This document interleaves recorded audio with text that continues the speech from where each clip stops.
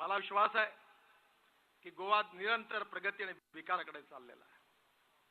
मी ज्यावेळी या खात्याचा मंत्री झालो तेव्हा मनोहर पर्रीकर मुख्यमंत्री मला अनेक वेळा भेटले, आताही भेटतात। ते मुख्यमंत्री श्रीपादजी वारंवार येतात आणि मला सांगताना आनंद होतो की ज्याचा आता सांगितलं गेलं की 5,000 कोटी रुपये माझ्या खात्याने केवळ गोव्याकरता दिले। हे पैसे याकरता मिळाले की मनोहर पर्रीकर, लक्ष्मीकांतजी आणि श्रीपादजींनी जर हे फॉलोअप केलं नसतं तर निश्चितपणे गोव्याला हे पैसे मिळाले नसते।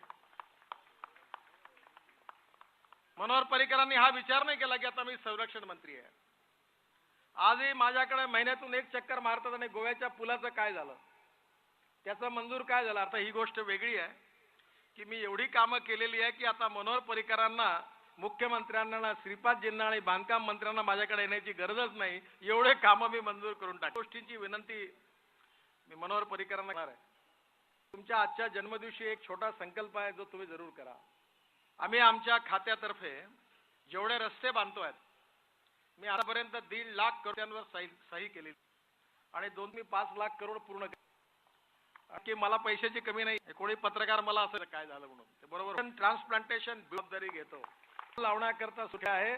आणि मनोहर आज पाणी मला काही समुद्र देखील शुद्ध आणि स्वच्छ झाला पाहिजे आणि गोव्याचे रस्ते देखील हिरवेगार झाले पाहिजे। या दोन गोष्टी तुम्ही गोवेकरांना